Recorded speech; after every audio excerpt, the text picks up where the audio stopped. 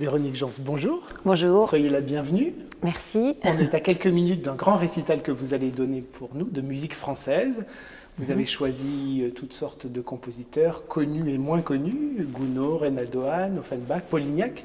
Comment avez-vous conçu ce programme? C'est une constante dans les récitals que j'essaie de donner un peu partout quand je chante de la mélodie française, c'est de rassurer les gens, si je puis dire, avec des Gounod, avec des choses qui les rassurent parce que ce sont des compositeurs qu'ils connaissent. Et en même temps, essayer de leur donner du goût et de leur faire entendre des compositeurs qu'ils connaissent moins, comme vous l'avez nommé, Polignac ou encore Théodore Dubois, que j'aime beaucoup. C'est vraiment, pour moi, j'ai mon petit drapeau français, là, à chaque fois que je sors, quand je chante ce genre de récital. Je pense que c'est très important en tant que Française, tout simplement, de rendre à la musique française ses lettres de noblesse avec tous ces grands poètes français qui ont écrit pour cette époque. Et je trouve la mélodie française n'est pas assez chantée, n'est pas assez reconnue et n'a pas la reconnaissance qu'elle devrait avoir, vraiment. Voilà quelques années que vous êtes au service de ce répertoire, que ce soit la mélodie mais aussi l'opéra français. Comment est-ce que vous êtes venu à cette, on ne va pas dire spécialité parce que ce n'est pas du tout une spécialité, mais au fait de fréquenter particulièrement ce répertoire? C'était absolument naturel et voilà, c'était mon destin, j'en sais rien, mais c'est vrai que j'ai chanté beaucoup de musique baroque française.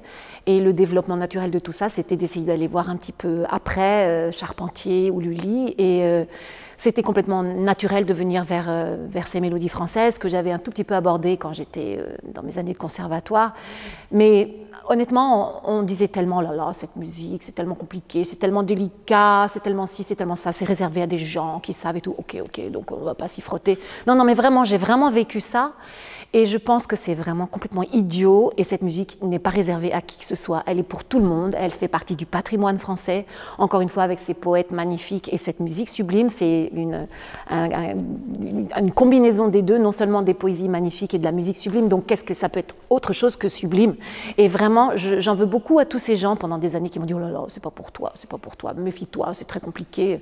Non, je crois que la musique française a besoin d'être chantée simplement, comme si on racontait une histoire et c'est vraiment à ça que je m'attache toujours, vraiment à une compréhension. J'ai la chance d'être française, donc de sentir toutes les subtilités de ce texte et de cette musique et vraiment j'ai qu'une envie, c'est que les gens aient envie d'en entendre plus, d'en découvrir plus et d'écouter autre chose que Chloris de Reynaldo Hahn ou que sais-je, enfin quelques poulains qui tournent en boucle et que les chanteurs chantent partout.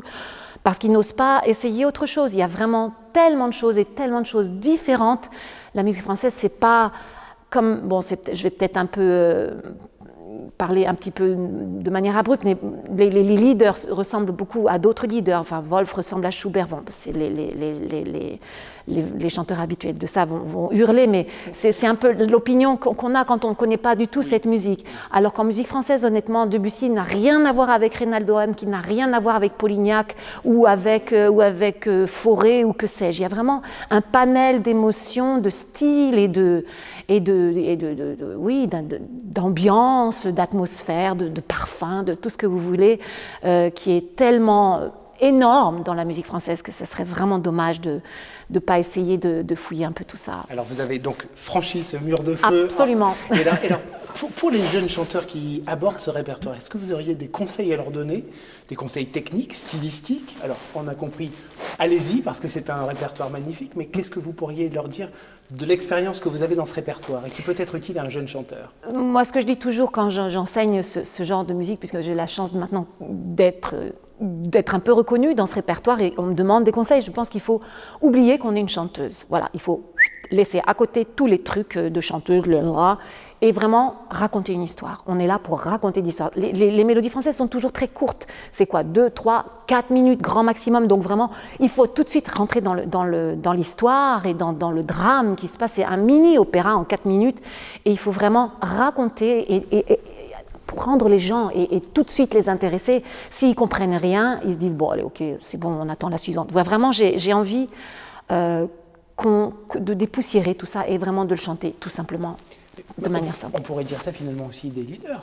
C'est une miniature. Qu'est-ce qui fait la spécificité? C'est une miniature aussi, effectivement, mais je ne parlerai pas des leaders parce qu'encore une fois, j'en ai très peu chanté et je pense qu'il y a des gens qui font ça très très bien, beaucoup mieux que moi probablement. Mais évidemment, il y a des choses sublimes aussi dans les leaders et d'ailleurs, on chante aussi souvent un peu toujours les mêmes. Hein, c'est un peu le même problème que dans la mélodie française. Bref, c'est un autre débat. Mais je crois dans cette musique française, encore une fois, c'est la diversité des ambiances, des couleurs, et tous ces poèmes sublimes. Quand vous avez des poètes comme Théophile Gautier, enfin, rien que lui, enfin, voilà, il y a Victor Hugo, il y a c'est toute la grande littérature française qui est là. Et il faut se plonger dedans, il faut rentrer dedans, se rouler dedans. Alors vous faites preuve de grande humilité en disant que vous connaissez quelques petites choses. Vous êtes une référence aujourd'hui du style français. Je ne sais pas, je fais du mieux que je peux en tout cas.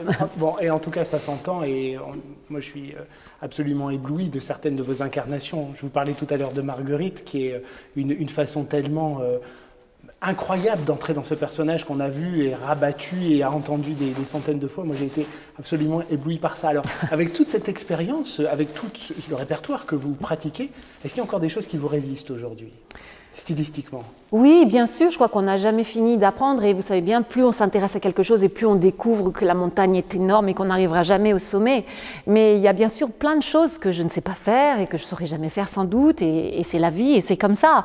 Mais oui, j'aime cette musique, depuis la musique baroque jusqu'aux mélodies de Messiaen. Enfin, je veux dire, toute cette musique française, elle fait partie de moi, elle est dans mon ADN, sans doute, probablement dans le vôtre aussi, sauf que vous la servez d'une autre manière.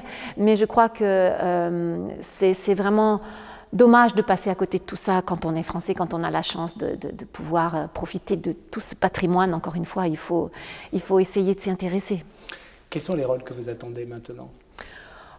On attend toujours quelque chose. Alors, voilà, j'attends, mais je rêve toujours d'une maréchale, je rêve toujours de choses, justement autre chose que de la musique française, parce que c'est vrai que j'en ai chanté beaucoup et bon, je ne vais pas dire que j'ai chanté que ça, non, c'est pas vrai, loin de là, mais c'est vrai que j'ai moins eu l'occasion de me frotter à des Strauss et des choses comme ça. J'ai eu la chance de chanter Agathe dans le Freischütz et c'était vraiment une expérience magnifique où les maîtres chanteurs, voilà, pouvez-vous m'imaginer dans les maîtres chanteurs. Mais oui, je l'ai fait à ma manière sans doute, et je pense que c'est important de ne pas essayer de faire comme un tel ou un tel, mais de rester avec ses racines, avec ce qu'on a vécu, avec ce qu'on est, avec ce qu'on a été, et de le faire avec sa voix et avec avec son parcours, je crois. Je pense que c'est ça, et ça c'est aussi quelque chose qu'on pourrait dire aux jeunes chanteurs et qu'on ne m'a pas assez dit quand j'étais une jeune chanteuse, c'est reste qui tu es, essaye d'être qui tu es et n'essaye pas de faire comme un tel ou un tel. D'abord, tu n'y arriveras jamais, ça c'est clair, donc essaye de rester avec ton centre, ton noyau et ouais, même quand on aborde des répertoires comme Marguerite dont vous avez parlé ou des choses qui sont tellement chantées, tellement connues par plusieurs générations maintenant, je pense qu'il faut essayer de rester qui on est. C'est le plus difficile, certainement. C'est le plus difficile. Et quelquefois c'est difficile à assumer justement quand vous êtes un jeune chanteur et qu'on vous dit oh là là, c'est pas bien, oh là là, mais essaye, mais voilà, on m'a jamais dit sois toi-même, ça on me l'a jamais dit. Et je l'ai compris, je l'ai appris. Évidemment, j'étais comme tout le monde, j'écoutais tout un tas d'enregistrements et je me disais, ah oui, il faut que je fasse comme elle, là, le truc, le port de voix, le machin, l'espèce de truc de chanteuse. Non, je crois qu'on n'a plus envie de ça maintenant. En tout cas, moi, j'ai plus envie de ça du tout. En tout cas, c'est la passion dont on sent, même quand vous parlez de cette musique-là, qu'on entend quand vous la chantez. Elle est palpable sur chacune des notes. Pour une dernière question pour terminer ce petit entretien. Dans tous les compositeurs qui sont au programme ce soir ou ceux que vous avez pratiqués, les compositeurs français, si vous deviez en rencontrer un, ça serait lequel et pour quelle raison? Ça peut être une réclamation, une déclaration d'amour, ça peut être plein de choses. Non, en fait, je crois que ça serait trop frustrant d'en inviter qu'un. En fait, là, vous avez une grande tablée. Là, si on pouvait tous les mettre autour de cette table-là. Qu'est-ce que vous leur diriez à tous alors? Je leur dirais merci pour tout ce qu'ils ont fait. Merci. Bon, il y a certaines petites vacheries, effectivement. Non, mais là, il y a prescription. Ça ne sert plus à rien. De toute façon, c'est comme ça et on ne pourra rien échanger. Mais c'est vrai. Oui, merci pour toute cette musique sublime et encore une fois, Je fais ce que je peux pour lui rendre voilà, ces lettres de noblesse, mais c'est vrai que quand on vous... Bon, peut-être à Tours c'est différent, mais quand vous arrivez, qu'on vous demande un récital et que vous dites « je fais que de la musique française », on dit « oh là là, non, non, non, non, ça serait bien de mettre un petit Schubert par-ci par-là ». Je dis « non, je suis désolée, ça n'a rien à voir et la musique française, il y en a tellement, elle n'est jamais chantée, je veux chanter de la musique. Ah bon, bah alors on verra une autre année. » Voilà. Et ça, j'ai vécu ça beaucoup. Moins maintenant, heureusement. Mais grâce à votre travail aussi. Je ne sais pas si c'est grâce à mon travail. Bon, on parlait tout à l'heure du Palazzetto Bruzane, qui est pour beaucoup aussi, mais encore une fois, la musique française n'a pas, la reconnaissance qu'elle devrait avoir. Et c'est dommage. Et c'est surtout en France, je suis désolée de le dire, c'est pas à Tours, pas à Tours. On est toute une armée à se battre pour ça. C'est ça, alors allons-y ensemble. Merci beaucoup. Merci à vous. D'être là, merci pour ce récital. Donc pour la jeune génération, pas d'hésitation sur ce... Non, mais non, et soyez vous-même. Absolument, absolument. Soyez vous-même et arrêtez d'être une chanteuse, soyez quelqu'un qui raconte. Voilà. Merci beaucoup, Véronique Jans. Merci à vous. Merci.